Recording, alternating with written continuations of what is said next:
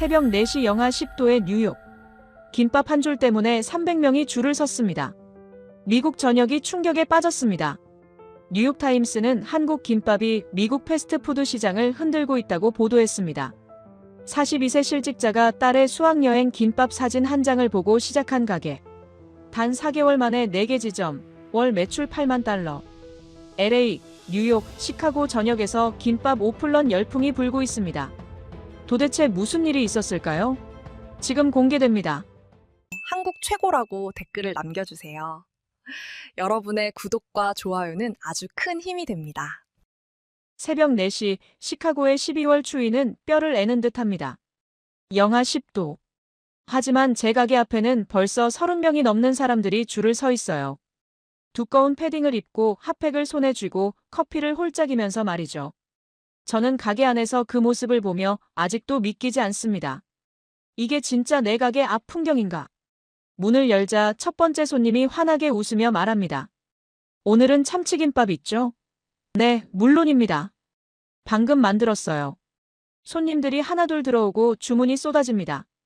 참치김밥 3줄, 치즈김밥 2줄, 소고기김밥 5줄. 제 손이 쉴 틈 없이 움직여요. 1년 전만 해도 하루 손님이 3명이었는데 말이죠. 그때는 가게 문 앞에 사람 그림자도 없었습니다. 텅 빈 테이블만 바라보며 한숨 쉬던 제가 지금은 새벽부터 쉴 틈 없이 김밥을 마는 사람이 되었어요. 제 이름은 데이비 킴입니다. 42살 시카고에서 태어나고 자란 한인 2세죠. 부모님은 1980년대 한국에서 이민 오셨지만 저한테는 철저하게 미국식 교육을 시키셨어요. 한국어 배울 필요 없다고 하셨습니다. 한국 음식 집에서 거의 해드시지 않았어요. 우리는 이제 미국인이다. 미국인으로 살아야 한다. 그게 부모님의 신념이었죠. 덕분에 저는 한국과 완전히 동떨어진 채 자랐습니다. 한국어는 한마디도 못해요. 한글도 못 읽고요. 한국 음식도 잘 몰랐습니다. 김치찌개, 불고기 정도는 들어봤지만 먹어본 적은 거의 없었어요. 제 친구들은 대부분 백인이었고 저는 그냥 평범한 미국인으로 살았죠. 대학에서 회계학을 전공했고 졸업 후 시카고의 한 중견 회계법인에 취직했습니다. 월급은 괜찮았어요. 결혼도 했고 딸 소피아도 낳았죠. 평범하고 안정적인 삶이었습니다. 20년 동안 같은 회사 다니면서 승진도 몇 번 했고요. 하지만 그게 전부였어요. 특별할 것 없는 삶. 아침에 일어나 출근하고 숫자 들여다보고 퇴근해서 TV 보고 자는 일상. 그렇게 40대가 됐습니다. 그때까지만 해도 제 인생이 이렇게 극적으로 바뀔 줄은 상상도 못했어요.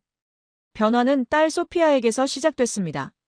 소피아가 고등학교 2학년이던 지난 겨울이었죠. 학교에서 한국 수학여행 프로그램을 간다는 거예요. 저는 솔직히 이해가 안 됐습니다. 한국? 왜 하필 한국? 유럽이나 일본도 아니고요. 소피아한테 물었어요. 왜 한국 가고 싶은 거야? 딸아이가 대답하더라고요. 아빠, 요즘 한국 완전 핫해. K-팝도 있고 K-드라마도 있고. 친구들 다 부러워해. 저는 고개를 가로저었죠. K-팝이 뭔지 K-드라마가 뭔지 전혀 몰랐거든요. 하지만 딸이 가고 싶다니까 보냈습니다. 일주일 프로그램이었어요. 소피아는 설레는 얼굴로 공항으로 떠났고 저는 그냥 평범한 일상으로 돌아갔죠. 뭐 다녀오면 사진이나 좀 보겠지, 그 정도로만 생각했습니다. 손님이 김밥을 받아들고 한 입 베어 뭅니다. 눈을 감고 행복한 표정을 짓는 모습을 보면 아직도 신기해요. 이 간단한 음식이 사람들을 이렇게 행복하게 만들다니. 1년 전 제가 처음 김밥을 먹었을 때도 똑같은 표정을 지었겠죠. 그때는 몰랐습니다. 이 김밥 한 줄이 제 인생을 완전히 바꿔놓을 거라는 걸요. 2024년 12월 딸 소피아가 한국으로 떠난 날이었습니다.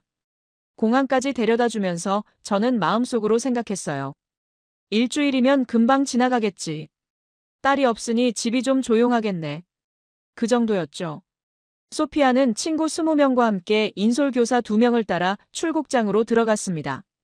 손을 흔들며 사라지는 딸의 뒷모습을 보면서도 저는 특별한 감정이 없었어요. 그냥 평범한 수학여행이라고 생각했거든요. 집으로 돌아와 소파에 앉았습니다. 아내 제니는 걱정스러운 표정이었어요. 소피아 잘 도착했을까? 비행기는 괜찮을까? 저는 괜찮을 거라고 요즘 애들 다 그렇게 여행 다닌다고 말했죠. 그날 밤 늦게 소피아한테서 문자가 왔습니다. 아빠, 인천공항 도착했어. 여기 완전 크고 깨끗해. 그리고 인스타그램 스토리가 올라왔어요. 공항 사진이었죠. 저는 그냥 넘겼습니다. 뭐 공항이야 다 비슷비슷하지. 다음 날 아침 출근 준비를 하는데 핸드폰에 알림이 또 떴어요. 소피아의 인스타그램 스토리였습니다. 클릭해봤죠. 화면에는 동그랗게 잘린 뭔가가 보였어요. 검은색 김에 쌓인 하얀 밥, 그 안에 노란색, 주황색, 초록색 재료들이 알록달록하게 들어있었습니다. 캡션이 달려 있었어요. 김밥 처음 먹어봤는데 대박. 이게 뭐야? 왜 이렇게 맛있어? 미국에는 왜 없는 거지? 저는 고개를 갸웃거렸습니다. 김밥? 그게 뭐지? 스시 비슷한 건가? 회사에서 일하는 중에도 계속 알림이 왔어요.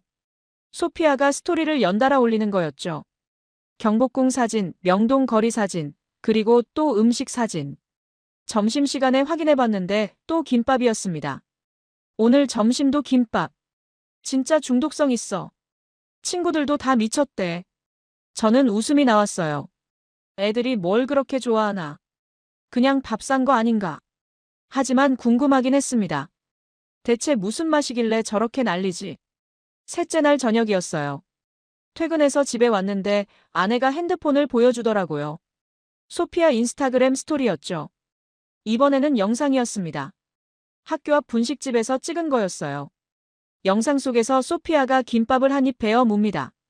그리고 눈을 감고 행복한 표정을 지어요.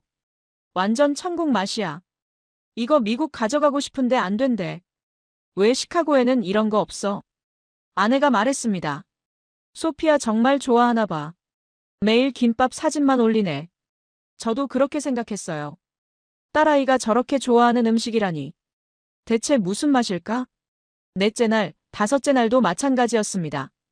소피아의 인스타그램은 온통 김밥 천지였어요. 아침에 먹은 김밥, 점심에 먹은 김밥, 저녁에 먹은 김밥.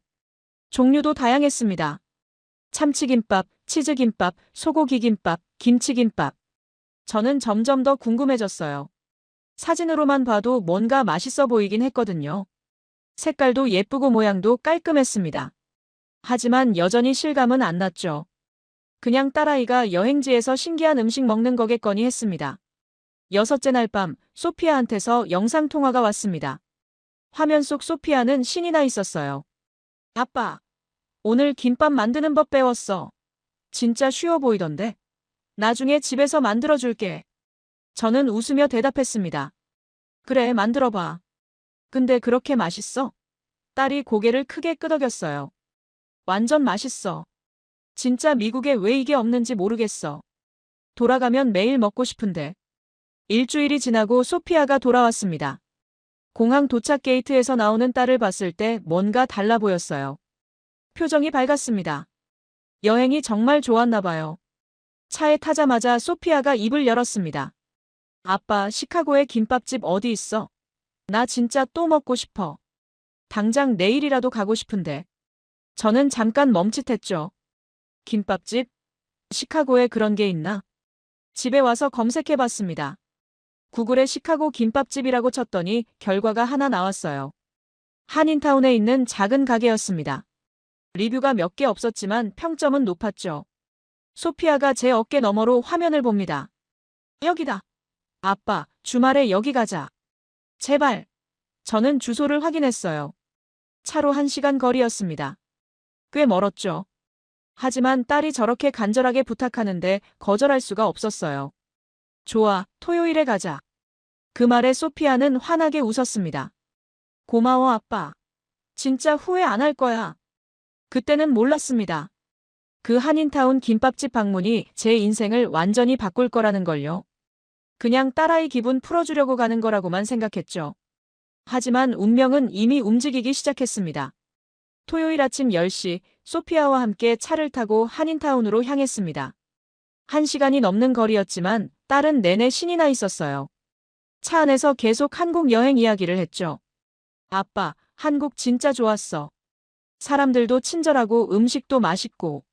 나중에 또 가고 싶어. 저는 운전하면서 고개를 끄덕였습니다. 그래, 좋았구나. 사실 별 관심은 없었어요.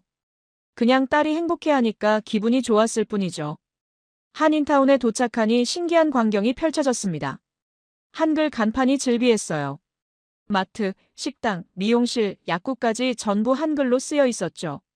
제가 읽을 수 없는 글자들이었지만 뭔가 낯설면서도 묘한 느낌이 들었습니다. 주차를 하고 걸어가는데 거리에서 한국어가 들렸어요. 아주머니들이 장을 보며 한국말로 이야기하고 할아버지들이 벤치에 앉아 한국 신문을 보고 계셨죠. 여긴 미국이 맞나 싶었습니다. 소피아가 핸드폰 지도를 보며 앞장섰어요. 저기야, 아빠. 작은 가게가 보였습니다. 간판에 한글로 뭐라고 쓰여 있고 밑에 영어로 K-BAP 하우스라고 적혀 있었죠. 문을 열고 들어가니 작은 공간이었습니다. 테이블이 4개 정도. 주방이 바로 보이는 구조였어요. 카운터 뒤에서 할머니 한 분이 뭔가를 만들고 계셨습니다. 할머니는 70대쯤 되어 보였어요. 흰 머리를 깔끔하게 묶으시고 앞치마를 두르고 계셨죠. 손님이 들어오자 고개를 드시더니 한국어로 뭐라고 말씀하셨습니다. 저는 못 알아들었지만 아마 어서 오세요 같은 인사였을 거예요. 소피아가 영어로 말했습니다. 김밥 주세요. 할머니는 영어를 잘 못하시는 것 같았어요. 하지만 김밥이라는 단어는 알아들으셨죠. 고개를 끄덕이시며 몇 개냐고 손가락으로 물으셨습니다. 소피아가 2개라고 손가락을 폈어요. 할머니는 주방으로 들어가셨습니다. 저희는 테이블에 앉아 기다렸죠. 주방에서 할머니가 김밥을 만드는 모습이 보였어요. 김을 펴놓고 그 위에 밥을 올리셨습니다. 주걱으로 밥을 고르게 펴시는데 손놀림이 정말 능숙했어요. 마치 수십 년 해온 것처럼 자연스러웠죠. 밥 위에 재료를 올리셨습니다. 노란 단무지, 시금치, 당근, 계란, 그리고 뭔가 분홍색 재료까지. 하나씩 정성스럽게 놓으시더니 김을 돌돌 말기 시작하셨어요. 양손으로 김을 잡고 앞으로 말아나가는 모습이 예술 같았습니다. 힘을 적당히 주면서도 너무 세지 않게, 밥알이 튀어나오지 않게 조심스럽게 마르셨죠. 완성된 김밥을 도마에 놓고 칼로 썰기 시작하셨어요. 칼을 한번 내릴 때마다 동그란 단면이 나타났습니다. 가운데 재료들이 꽃무늬처럼 예쁘게 보였어요. 저는 넋을 잃고 지켜봤습니다. 저렇게 간단해 보이는데 왜 저렇게 아름다울까? 잠시 후 접시가 나왔습니다. 동그랗게 잘린 김밥이 8조각씩 2줄 놓여 있었어요. 소피아가 환성을 질렀죠. 와, 이거야! 딸이 젓가락을 들고 한 조각을 집어 입에 넣었습니다. 눈을 감고 씹는 모습을 보니 정말 맛있나 봐요. 저도 젓가락을 들었습니다. 생애 처음 먹어보는 김밥이었죠. 한 조각을 집어 올렸어요. 생각보다 묵직했습니다. 입에 넣었죠. 처음엔 김의 짭짤한 맛이 느껴졌습니다. 그 다음 밥의 고소함이 입안에 퍼졌어요. 참기름 향이 났죠. 씹을수록 안에 든 재료들이 하나씩 맛을 드러냈습니다. 단무지의 아삭함, 시금치의 부드러움, 당근의 은은한 단맛, 계란의 고소함. 전부 따로 놀지 않았어요. 하나로 어우러져 조화를 이뤘습니다. 씹을 때마다 입안에서 맛이 터졌죠. 이게 뭐지? 왜 이렇게 맛있지? 저도 모르게 2번째 조각을 집었습니다.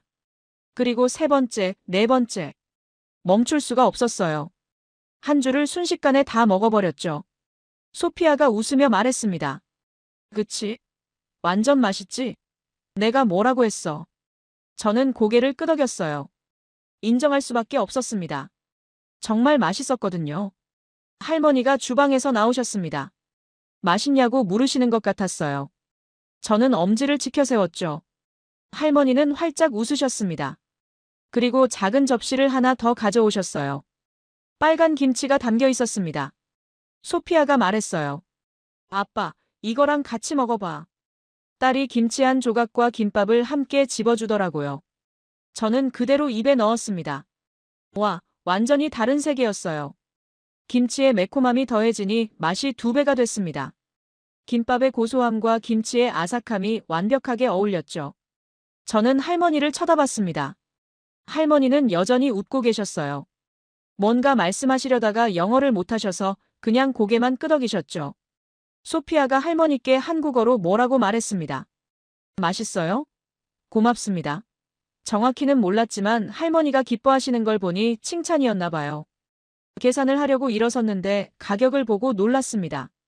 김밥 한 줄에 4달러였어요. 두 줄에 8달러. 이 맛에 이 가격이라니. 믿기지 않았죠. 차로 돌아가는 길이었습니다. 소피아가 말했어요. 아빠, 우리 동네에도 저런 가게 있으면 좋겠다. 매주 여기까지 오기엔 너무 멀잖아. 저는 운전하면서 생각에 잠겼습니다. 우리 동네의 김밥집? 그게 가능할까? 하지만 금방 고개를 저었어요. 내가 무슨 장사를 해? 나는 회계사야. 숫자나 보는 사람이지. 그렇게 생각했지만 뭔가 마음속에 작은 씨앗이 심어진 기분이었습니다. 할머니가 김밥 만들던 모습이 계속 떠올랐어요. 그 능숙한 손놀림, 정성스러운 태도, 그리고 손님을 대하는 따뜻한 미소. 물론 그때는 몰랐습니다. 그 씨앗이 결국 싹을 틀리라는 걸요. 하지만 인생은 참 알 수 없는 겁니다. 작은 경험 하나가 나중에 큰 변화를 만들어내니까요. 2025년 1월 15일 오후 3시, 상사 마크가 제 책상으로 다가왔습니다. 데이빗, 잠깐 회의실로 올 수 있나? 목소리가 평소와 달랐어요. 뭔가 무거운 느낌이었죠. 회의실에 들어가니 HR 담당자 수잔이 앉아 있었습니다. 테이블 위에는 서류 몇 장이 놓여 있었어요. 그 순간 직감했습니다. 이거 뭔가 안 좋은 일이구나. 마크가 입을 열었어요. 데이빗, 먼저 말하자면 이건 자네 잘못이 아니네. 회사 전체 구조조정이야. 저는 가만히 앉아 있었습니다. 구조조정이라는 단어가 귓가에 맴돌았죠. 수잔이 서류를 밀어주며 설명하기 시작했습니다. 회사 실적 악화로 인력 감축이 불가피하다고, 데이빗 당신 부서도 20% 축소된다고, 정말 미안하지만 이번 명단에 포함됐다고. 말은 계속 이어졌지만 저는 제대로 듣지 못했어요. 42년 인생에서 처음 겪는 일이었습니다. 해고라니. 20년 넘게 성실하게 일했는데 하루아침에 잘리다니. 머리가 하얘졌어요. 마크가 덧붙였습니다. 3개월치 급여는 보상으로 나가네. 그리고 추천서도 써주겠네. 다른 곳 알아볼 때 도움이 될 거야. 위로처럼 들렸지만 위로가 되지 않았습니다. 회의실을 나와 제자리로 돌아왔어요. 동료들이 제 눈치를 보더라고요. 이미 소문이 퍼진 모양이었습니다. 저만 잘린 게 아니었어요. 부서에서 5명이 더 잘렸죠. 책상 서랍을 정리하기 시작했습니다. 20년 동안 모아둔 것들이 별로 없더라고요. 가족사진 몇 장, 볼펜 몇 자루, 커피 머그잔 하나. 그게 전부였습니다. 박스에 담으니 한 손으로 들 수 있는 크기였어요. 집으로 돌아가는 차 안에서 아내한테 전화했습니다. 여보, 나 회사에서 잘렸어. 전화기 너머로 침묵이 흘렀죠. 한참 후에 아내가 물었어요. 무슨 일이야? 자세히 말해봐. 저는 상황을 설명했습니다. 구조조정이라고, 내 잘못은 아니라고, 3개월치 보상금 나온다고. 아내는 한숨을 쉬었어요. 괜찮아, 당신. 다른 데 알아보면 되지. 하지만 목소리에 걱정이 묻어났습니다. 당연하죠. 남편이 갑자기 실직했는데 걱정 안 될 리가 없잖아요. 저도 불안했습니다. 이제 어떡하지? 집에 도착해 소파에 주저앉았습니다. 소피아는 아직 학교에 있었고 아내만 집에 있었어요. 아내가 물 한 잔을 건넸습니다. 괜찮아질 거야. 당신 경력 있잖아. 금방 다른 데 구할 수 있을 거야. 저는 고개를 끄덕였지만 확신이 서지 않았어요. 42살이 젊은 나이가 아니거든요. 회계업계에서 40대는 이미 경력직이지 신입이 아니죠. 다음 날부터 이력서를 돌리기 시작했습니다. 링크드인에 프로필을 업데이트하고 구인 사이트를 뒤지고 아는 사람들한테 연락했어요. 혹시 자리 없냐고, 추천해 줄 수 있냐고. 일주일이 지났습니다. 답장이 몇 개 왔어요. 대부분 정중한 거절이었죠. 지원해줘서 고맙지만 더 적합한 후보를 찾았다고, 다음 기회에 또 연락하겠다고. 2주가 지났습니다. 면접 기회가 2번 있었어요. 첫 번째 회사는 급여가 너무 낮았습니다. 기존 절반 수준이었죠. 두 번째 회사는 면접 후 연락이 없었어요. 한 달이 지났습니다. 아직도 일자리를 못 구했어요. 보상금은 나왔지만 그것도 언젠가는 바닥날 겁니다. 불안감이 커졌죠. 어느 날 면접을 보러 갔는데 면접관이 물었습니다. 42세면 경력이 꽤 되셨을 텐데 왜 이직하시나요? 저는 솔직하게 대답했어요. 구조조정으로 퇴사했다고요. 면접관 표정이 미묘하게 바뀌었습니다. 아, 그러셨군요. 저희는 좀 더 젊고 역동적인 인재를 찾고 있거든요. 그 말을 듣는 순간 모욕감이 밀려왔어요. 나이가 많다는 뜻이잖아요. 집으로 돌아와 거울을 봤습니다. 머리에 흰머리가 섞여 있었어요.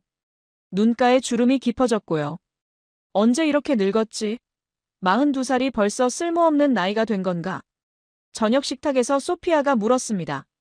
아빠, 새 직장 구했어? 저는 고개를 저었어요. 아직이야. 딸은 아무 말 없이 밥을 먹었지만 표정이 어두웠습니다. 아내도 걱정이 많아 보였어요. 말은 안 했지만 눈빛에서 느껴졌죠. 남편이 빨리 일자리를 구해야 할 텐데. 저도 압박감이 컸습니다. 그날 밤 잠이 안 왔어요. 천장을 보며 생각했습니다. 내가 뭘 잘못한 걸까? 성실하게 일했는데 왜 이렇게 됐지? 앞으로 어떻게 해야 하지? 다음 날 아침 소피아가 학교 가기 전에 말했어요. 아빠, 요즘 LA에서 김밥 완전 대박이래. 틱톡에서 봤는데 새벽부터 사람들이 줄 서 있대. 저는 건성으로 대답했습니다. 그래? 그렇구나. 소피아가 핸드폰을 보여줬어요. 틱톡 영상이었습니다. LA 어느 김밥집 앞에 새벽 5시부터 사람들이 줄을 서 있었어요. 오픈 시간까지 기다리는 모습이 찍혀 있었죠. 영상 속 가게 주인이 문을 열자 사람들이 우르르 들어갔습니다. 김밥을 사려고 서로 먼저 주문하려고 했어요. 댓글에는 이 집 김밥 진짜 맛있다. 줄 서서 먹을 가치 있다는 말들이 가득했죠. 소피아가 말했습니다. 아빠, 시카고에도 이런 데 생기면 좋겠다. 우리 동네에는 아직도 없잖아. 저는 핸드폰을 돌려주며 말했어요. 그러게. 있으면 좋겠네. 딸이 학교에 간 후 저는 다시 그 영상을 찾아봤습니다. 댓글을 읽어내려가다가 한 댓글이 눈에 들어왔어요. 이 집 주인도 원래 직장인이었대. 실직 후 김밥 장사 시작했다고. 지금은 대박 났다던데. 심장이 쿵했습니다. 실직 후 김밥 장사. 그게 가능한 일인가? 저는 고개를 저었어요. 말도 안 돼. 나는 회계사야. 장사 같은 건 해본 적도 없어. 하지만 머릿속에서 생각이 떠나지 않았습니다. 한인타운 할머니 얼굴이 떠올랐어요. 김밥 만들던 그 능숙한 손길, 따뜻한 미소. 그리고 제가 처음 김밥을 먹었을 때 느꼈던 그 감동. 혹시 나도 할 수 있지 않을까? 잠깐 그런 생각이 들었습니다.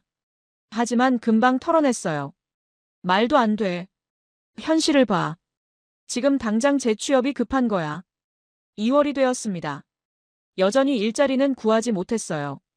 이력서를 계속 넣었지만 답장은 뜸했고 면접 기회도 점점 줄어들었죠. 보상금은 조금씩 줄어들고 있었고 불안감은 커져만 갔습니다. 어느 날 아침 또다시 거절 이메일을 받았어요. 귀하의 경력은 훌륭하지만 이번에는 인연이 아닌 것 같습니다. 같은 말만 반복되더라고요. 노트북을 덮고 한숨을 쉬었습니다. 그때 소피아가 또 김밥 영상을 보여줬어요. 이번에는 뉴욕이었습니다.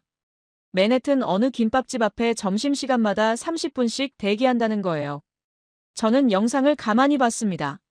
사람들이 김밥을 받아들고 행복한 표정을 짓더라고요. 문득 생각이 들었어요. 나도 저걸 할 수 있지 않을까? 한인타운 할머니한테 배우면 되잖아. 하지만 금방 고개를 저었죠. 내가 무슨 장사를. 말도 안 돼. 그런데 머릿속에서 생각이 떠나지 않았습니다. 밤에 잠을 자려고 해도 계속 떠올랐어요. 김밥 할머니 가게. 새벽 2시에 일어나 거실로 나왔습니다. 핸드폰으로 김밥 사업에 대해 검색하기 시작했어요. 창업 비용은 얼마나 드는지, 재료는 어디서 구하는지, 장사는 잘 되는지. 밤새 자료를 찾아봤습니다. 생각보다 창업 비용이 크지 않더라고요. 작은 가게라면 2만 달러면 충분했어요. 다음 날 아침 결심했습니다. 한번 알아나 보자. 일단 할머니한테 물어보자. 토요일이 되자 혼자 차를 타고 한인타운으로 향했어요. 아내한테는 그냥 드라이브 간다고 했습니다. 1시간을 달려 K-BAP 하우스 앞에 도착했어요. 점심시간이라 손님이 꽤 있었습니다. 저는 구석 테이블에 앉아 김밥 한 줄을 주문했죠. 할머니는 저를 알아보셨어요. 웃으시면서 고개를 끄덕이셨습니다. 김밥을 먹으며 할머니가 일하는 모습을 지켜봤어요. 능숙하게 김밥을 말고 손님을 응대하고 계산을 받으시더라고요. 손님들이 다 나가고 오후 2시쯤 됐습니다. 가게가 조용해졌어요. 저는 용기를 내서 카운터로 갔습니다. 할머니가 설거지를 하고 계셨죠. 저는 영어로 말했습니다. 실례지만 여쭤봐도 될까요? 할머니는 고개를 갸웃하셨어요. 영어를 잘 못 알아들으시는 것 같았습니다. 저는 천천히 다시 말했죠. 김밥 만드는 법을 배우고 싶어요. 가르쳐 주실 수 있나요? 할머니 표정이 놀란 듯 바뀌었습니다. 한참 저를 쳐다보시더니 뭐라고 한국어로 물으셨어요. 저는 못 알아들었지만 왜 배우고 싶냐고 묻는 것 같았습니다. 저는 핸드폰을 꺼내 번역 앱을 켰어요. 실직했습니다. 새 일을 찾고 있습니다. 김밥 가게를 하고 싶습니다. 타이핑해서 보여드렸죠. 할머니가 핸드폰을 보시더니 고개를 끄덕이셨습니다. 그리고 한국어로 뭐라고 말씀하시며 번역 앱에 타이핑하셨어요. 한국말도 못하는데 어떻게 김밥집을 해요? 한국 음식 만들어 본 적 있어요? 저는 고개를 저었습니다. 없습니다. 하지만 배우고 싶습니다. 열심히 하겠습니다. 할머니는 한참 생각하시더니 웃으셨어요. 그리고 번역 앱에 타이핑하셨습니다. 내일부터 오세요. 새벽 6시. 늦지 마세요. 집으로 돌아가는 차 안에서 심장이 두근거렸습니다. 진짜 시작하는 거구나. 하지만 동시에 불안했어요. 내가 과연 잘할 수 있을까? 그날 밤 아내한테 말했습니다. 여보, 나 김밥 배우러 다니려고. 아내는 깜짝 놀란 표정이었어요. 김밥? 갑자기 왜? 저는 계획을 설명했죠. 한인타운 할머니한테 배워서 가게를 내고 싶다고. 아내는 한참 말이 없었습니다. 그러더니 조용히 물었어요. 진심이야? 저는 고개를 끄덕였습니다. 진심이에요. 다른 방법이 없어 보여. 재취업은 안 되고 이건 기회일 수도 있어. 아내가 한숨을 쉬었어요. 알았어. 해봐. 하지만 신중하게 생각하고. 저는 고마웠습니다. 적어도 아내는 반대하지 않았으니까요. 다음 날 새벽 5시에 일어났습니다. 샤워하고 차를 타고 한인타운으로 향했어요. 새벽 6시 정각에 가게 앞에 도착했죠. 할머니는 이미 가게 문을 열고 계셨습니다. 안으로 들어가자 할머니가 앞치마를 건네셨어요. 주방으로 안내하시더니 손짓으로 따라 하라고 하셨습니다. 첫 번째 배운 건 밥짓기였어요. 할머니는 쌀을 씻는 법부터 가르쳐 주셨습니다. 몇 번 씻어야 하는지, 물은 얼마나 넣어야 하는지. 밥이 다 되자 큰 그릇에 퍼서 식히셨어요. 그리고 참기름과 소금을 넣고 섞으셨죠. 손맛이라고 하셨습니다. 번역 앱으로요. 참기름과 소금 양은 정확히 재는 게 아니라 느낌으로 한다고. 저는 몇 번이고 시도했어요. 너무 짜거나 너무 싱겁거나 했죠. 일주일 동안 밥만 지었습니다. 매일 새벽에 와서 밥을 짓고 간을 맞추고 할머니 확인을 받았어요. 처음엔 계속 안 된다고 하시더니 일주일째 되는 날 드디어 고개를 끄덕이셨습니다. 그 다음 주부터는 재료 손질을 배웠어요. 단무지 써는 법, 시금치 데치는 법, 당근채 써는 법, 계란 부치는 법. 하나하나 손으로 익혀야 했죠. 칼질이 서툴러서 손을 베기도 했습니다. 당근을 굵게 썰어서 혼나기도 했어요. 계란을 태우기도 했죠. 하지만 할머니는 포기하지 않고 가르쳐 주셨습니다. 3주째 되는 날 드디어 김밥 말기를 배웠어요. 할머니가 시범을 보여주셨습니다. 김을 펴고 밥을 올리고 재료를 놓고 말아요. 간단해 보였죠. 제 차례가 됐습니다. 김 위에 밥을 올렸는데 손에 달라붙었어요. 재료를 올렸더니 한쪽으로 쏠렸습니다. 말아보니 김이 찢어지고 밥이 튀어나왔죠. 할머니는 웃으시면서 다시 하라고 하셨어요. 두 번째도 실패, 세 번째도 실패. 10번을 해도 제대로 안 됐습니다. 손에 힘을 너무 주면 김이 찢어지고 너무 약하게 하면 모양이 안 나왔어요. 한 달이 지났습니다. 매일 새벽 5시에 일어나 1시간을 운전해 한인타운에 갔어요. 왕복 2시간이었지만 빠지지 않았습니다. 할머니 가게에서 오전 내내 연습하고 점심 장사를 도왔죠. 2달째 손이 익기 시작했습니다. 김밥 말기가 조금씩 자연스러워졌어요. 할머니가 가끔 고개를 끄덕이시며 좋다고 하셨습니다. 3달째, 드디어 할머니 앞에서 김밥을 완성했어요. 깔끔하게 말려진 김밥을 칼로 썰었습니다. 단면이 예쁘게 나왔죠. 할머니가 한 조각 드셔보시더니 웃으셨어요. 번역 앱에 타이핑하셨습니다. 이제 됐어요. 가게 내도 돼요. 그 말을 듣는 순간 눈물이 날 뻔했습니다. 3개월 동안 정말 열심히 했거든요. 집에 돌아와 아내한테 말했어요. 할머니가 이제 됐대. 가게 내도 된대. 아내는 축하한다며 웃었습니다. 하지만 소피아한테 말하자 반응이 달랐어요. 아빠가 회계사 그만두고 김밥 장사한다고. 친구들한테 뭐라고 말해. 딸의 말에 가슴이 아팠습니다. 하지만 이해했어요. 10대 아이 입장에서 아빠가 갑자기 식당 주인이 된다는 게 부끄러울 수도 있죠. 저는 딸을 보며 말했습니다. 미안해. 하지만 아빠는 해야 할 것 같아. 소피아는 아무 말 없이 방으로 들어갔어요. 그날 밤 아내가 말했습니다. 소피아도 이해할 거야. 시간이 필요할 뿐이야. 저는 고개를 끄덕였습니다. 이제 진짜 시작이구나. 두렵지만 해야만 했어요. 2025년 5월 1일, 드디어 제 가게 문을 열었습니다. 위치는 제가 사는 동네였어요. 시카고 교외의 작은 상가였죠. 한인타운이 아니라 백인들이 대부분인 동네였습니다. 가게 이름은 데이분의 김밥. 간판을 달고 테이블 4개를 놓고 주방기구를 들여놓았어요. 총 투자 비용은 18,000달러. 보상금으로 받은 돈 전부였습니다. 전날 밤 잠을 못 잤어요. 설레기도 하고 불안하기도 했죠. 내일부터 진짜 사업가가 되는 거구나. 42년 인생에서 처음 하는 도전이었습니다. 오픈 당일 아침 5시에 일어나 가게로 갔어요. 밥을 짓고 재료를 준비했습니다. 단무지, 시금치, 당근, 계란, 햄. 할머니한테 배운 대로 하나씩 정성스럽게 손질했죠. 김밥을 미리 몇 줄 말아뒀습니다. 진열장에 예쁘게 놓았어요. 가격표도 붙였죠. 한 줄에 6달러. 한인타운보다 2달러 비쌌지만 임대료와 재료비를 생각하면 어쩔 수 없었습니다. 오전 10시, 드디어 문을 열었어요. 심장이 쿵쿵 뛰었습니다. 손님이 올까? 얼마나 걸릴까? 1시간쯤 지나면 사람들이 줄 서지 않을까? 30분이 지났습니다. 아무도 안 왔어요. 1시간이 지났습니다. 여전히 텅 비어 있었죠. 2시간이 지났습니다. 한 사람이 문을 열고 들어왔어요. 중년 남자였습니다. 진열장을 보더니 물었어요. 이게 뭐예요? 저는 웃으며 대답했습니다. 김밥이라고 한국 음식이에요. 밥을 김에 싸서 만든 건데 정말 맛있어요. 남자는 코를 찡긋했습니다. 스시랑 뭐가 달라요? 저는 설명하기 시작했어요. 스시는 생선이 들어가지만 김밥은 다양한 채소와 계란이 들어간다고, 참기름으로 간을 해서 고소하다고. 남자는 고개를 저었습니다. 글쎄요, 난 스시도 별로 안 좋아하는데. 그러고는 나가버렸어요.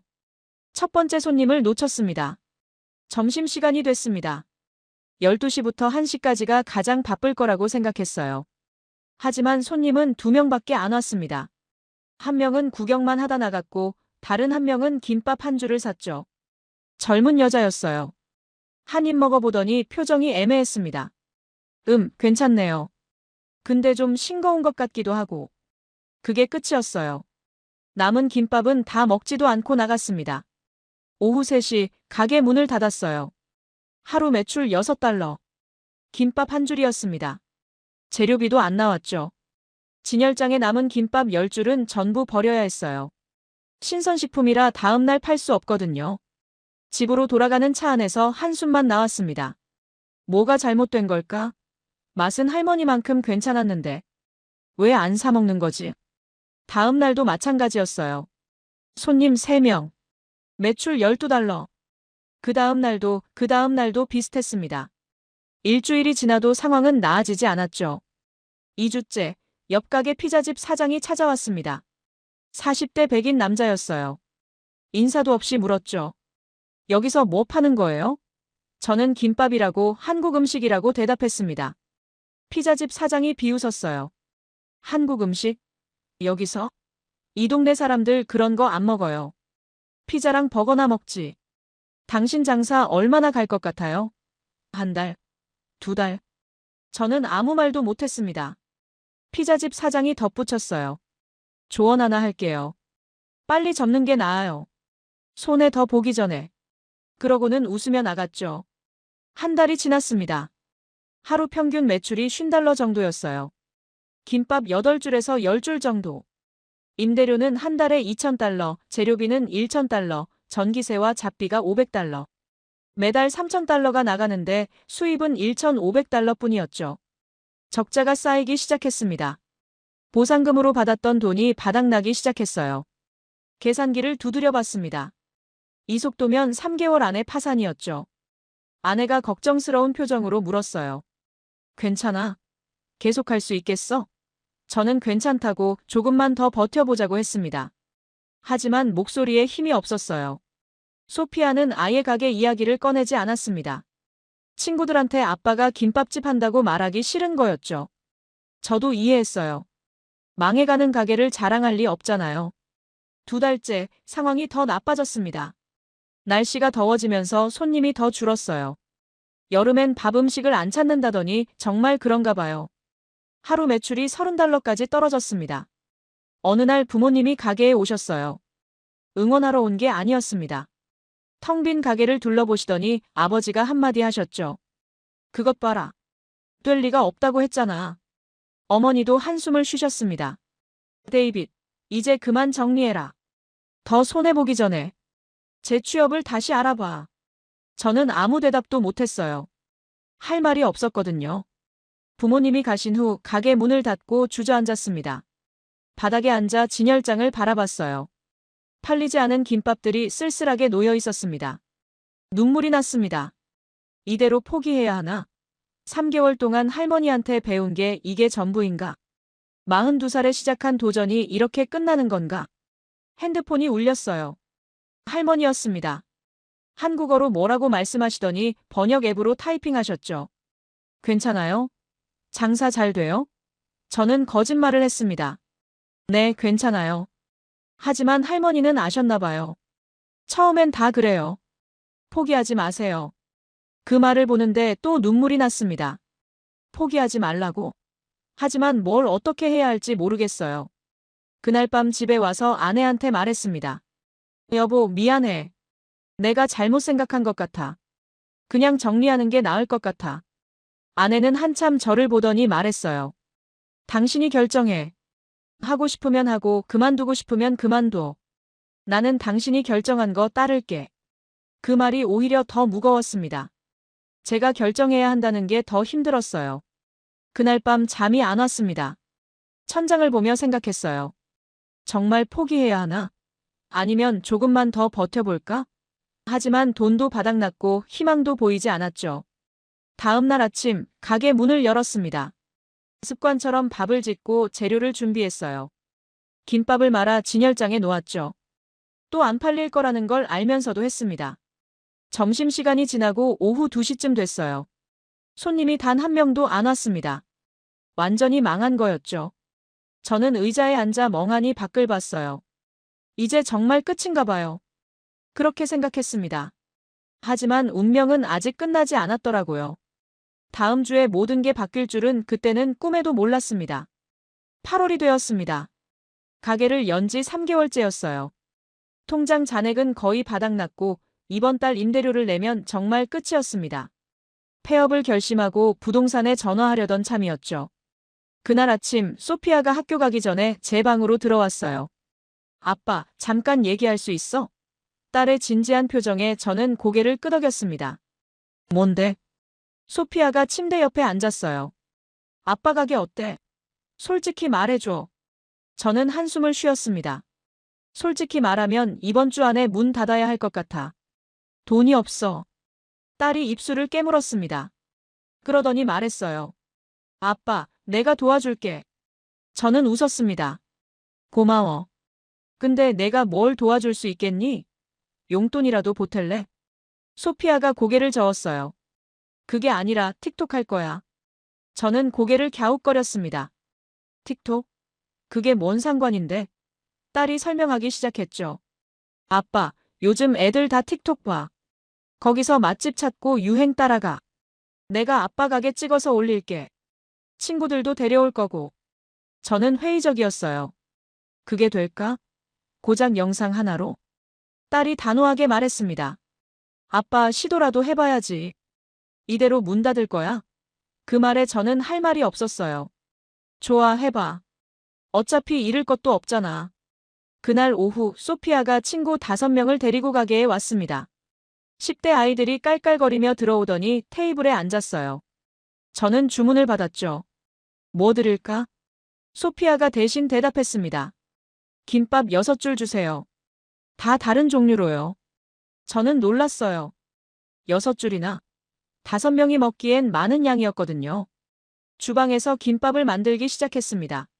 참치김밥, 치즈김밥, 소고기김밥, 햄김밥, 야채김밥, 김치김밥. 정성껏 말아서 예쁘게 썰었어요. 접시에 담아내갔죠. 아이들이 환호성을 질렀습니다. 우와, 진짜 예쁘다. 한국에서 먹던 거랑 똑같아. 소피아가 핸드폰을 꺼내더니 김밥을 찍기 시작했어요. 친구들도 각자 핸드폰을 꺼냈죠. 한 입씩 먹으면서 과장되게 반응했습니다. 오마이갓, 이거 완전 맛있어. 시카고에 이런 데가 있었어? 소피아가 영상을 찍으며 말했어요. 맞아. 우리 아빠 가게야. 저는 주방에서 그 모습을 지켜봤습니다.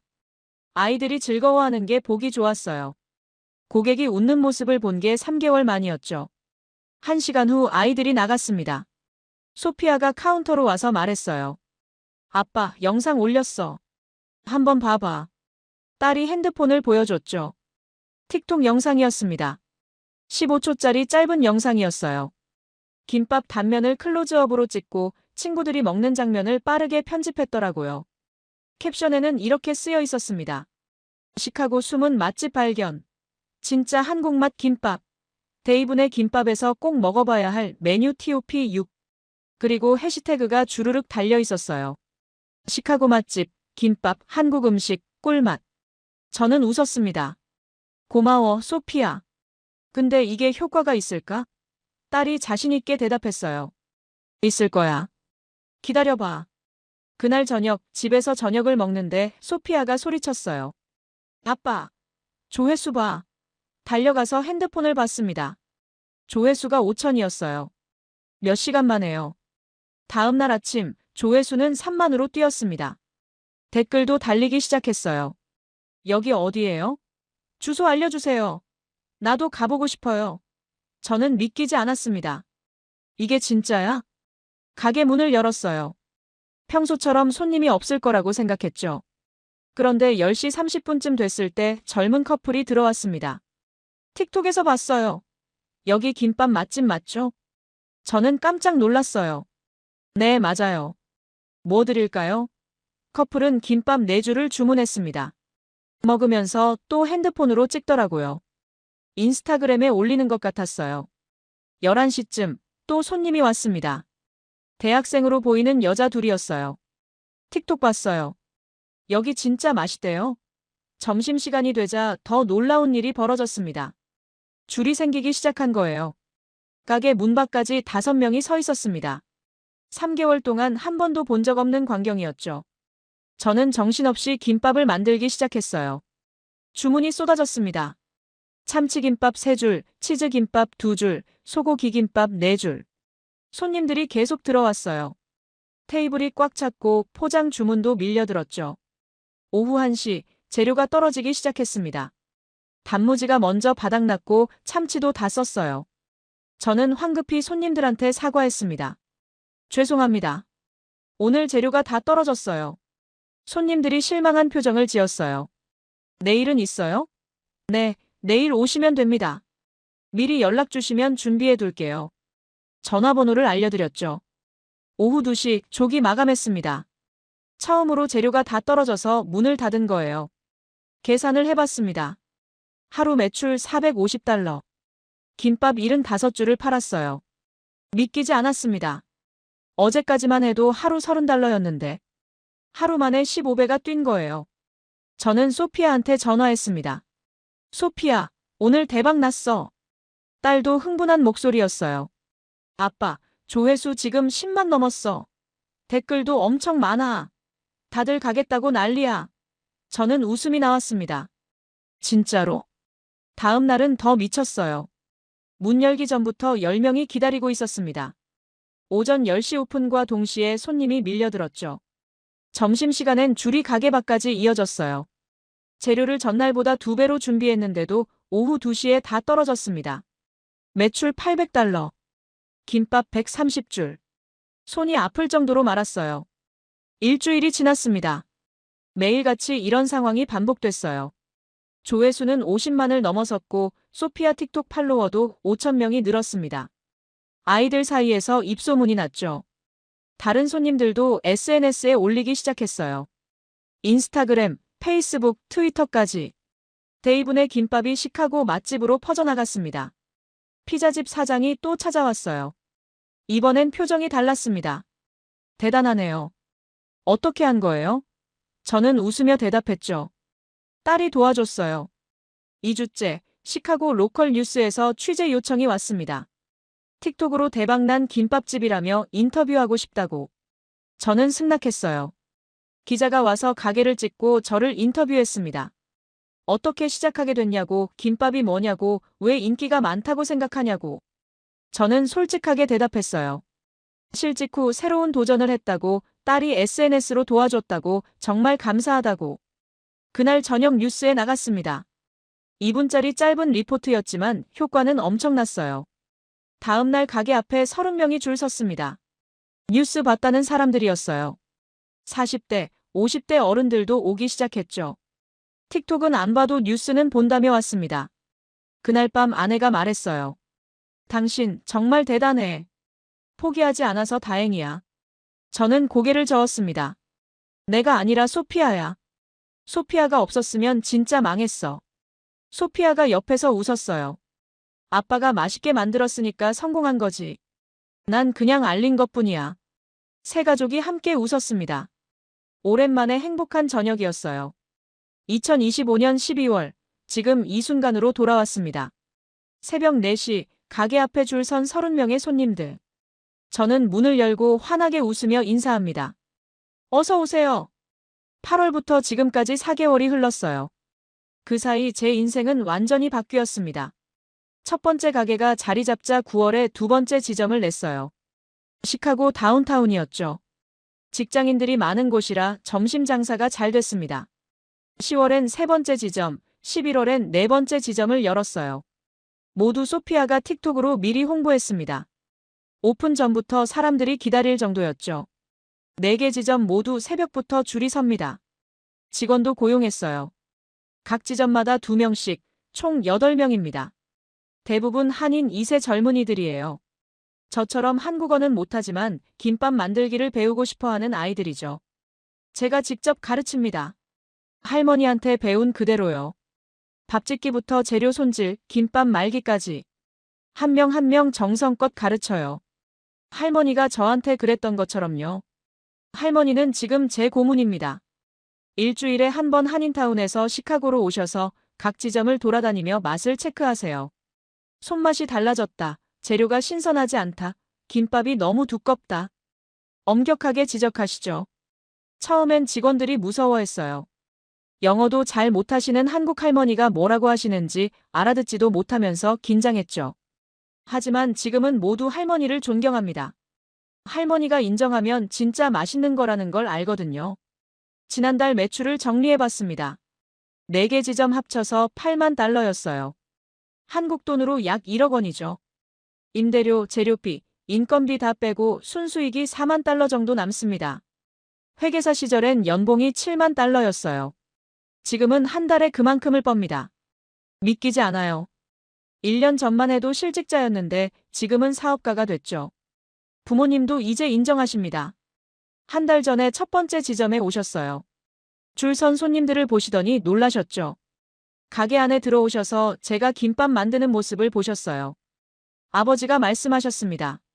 잘했다, 데이빗. 정말 대단하구나. 그 한마디에 눈물이 날 뻔했어요. 평생 인정받지 못했던 아들이 마침내 아버지한테 인정받는 순간이었으니까요. 어머니는 김밥을 드셔보시더니 눈을 크게 뜨셨어요.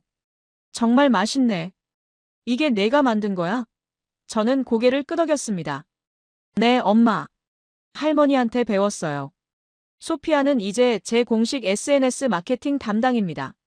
학교 끝나면 가게에 와서 사진 찍고 영상 올려요. 팔로워가 5만 명이 넘었죠. 기업들이 협찬 제안도 들어옵니다. 딸이 말했어요. 아빠, 나 나중에 마케팅 전공할래. 아빠 가게 키우는 거 도와주고 싶어. 저는 놀랐습니다. 예전에는 친구들한테 아빠 가게 얘기하기 부끄러워했는데 이제는 자랑스러워 하더라고요. 아내는 회계를 맡아줍니다. 원래 은행원이었거든요. 숫자에 밝아서 장부 정리하고 세금 신고 준비하고 직원 급여 관리까지 다 해줘요. 가족 사업이 된 거죠. 지난주에 시카고 한인회에서 연락이 왔습니다. 한인 사업가 성공 사례로 강연을 해달라고. 처음엔 거절하려다가 승낙했어요. 제 이야기가 누군가한테 도움이 될 수 있다면 좋잖아요. 강연장에 한인 2세들이 많이 왔더라고요. 젊은이들이었어요. 저처럼 한국어 못하고 한국 문화 잘 모르지만 뭔가 하고 싶어하는 눈빛들이었죠.